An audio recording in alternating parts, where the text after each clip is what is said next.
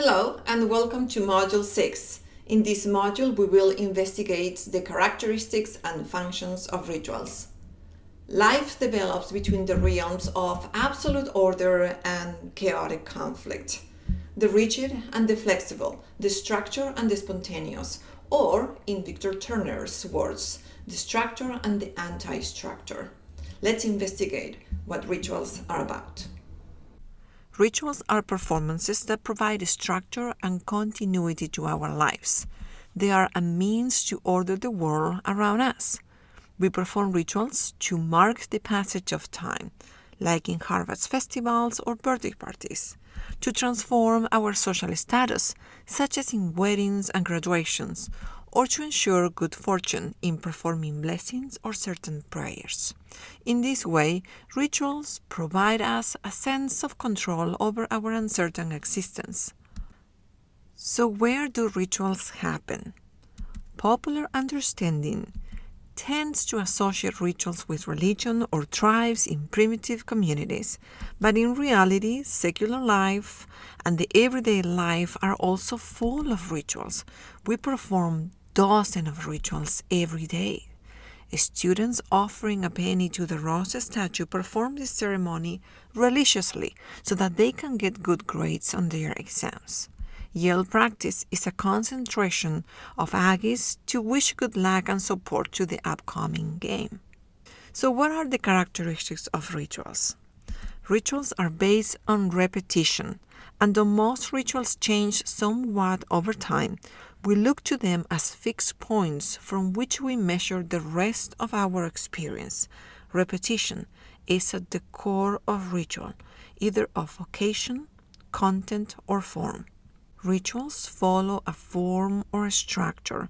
Rituals are comprised of words and actions that are always performed in a more or less similar way, and they follow a form or a structure.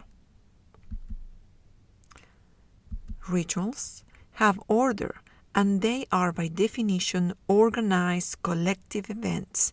They may contain elements of chaos and spontaneity, but these are performed at prescribed times and places. Order is the dominant mode and is often quite exaggerated. Lastly, the order of rituals is established by an external authority.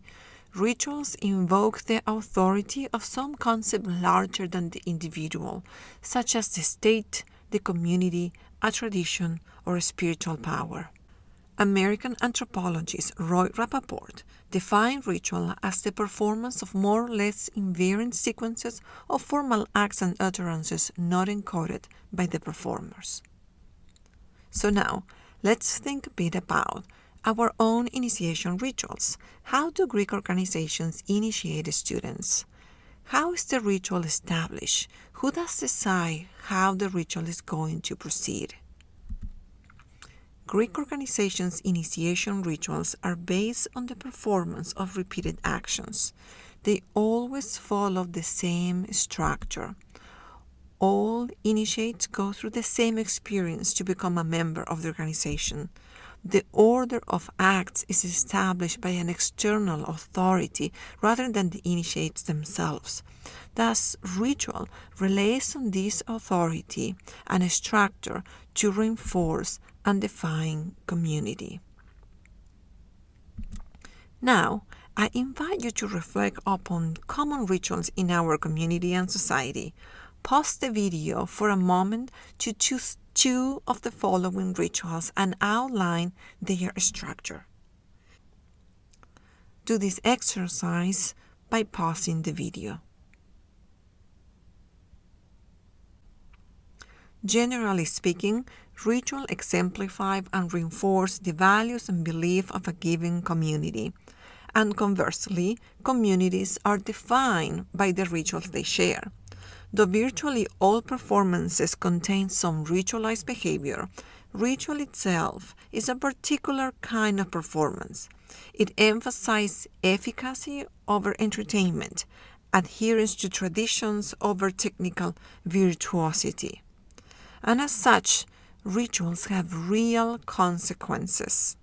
They are always mounted with explicit purpose. For example, A faculty meeting is held to attend to specific business. A parade is held to celebrate a holiday. A graduation marks the end of a course of study. But perhaps the most important characteristic of rituals is that they bring about a social change. The believer is submerged in water to mark his blessings and new religious status. The Australian Aborigines perform a dance before hunting to ensure a prosperous and prolific chase. We exchange rings and words in a wedding to mark our new social status and commitment. We use rituals to order our existence and to mark social changes. As it is the case with many performances, rituals not only interpret and reflect our social reality, but they help construct our experience and our social life. Review the content below to learn more about the difference between secular and popular rituals.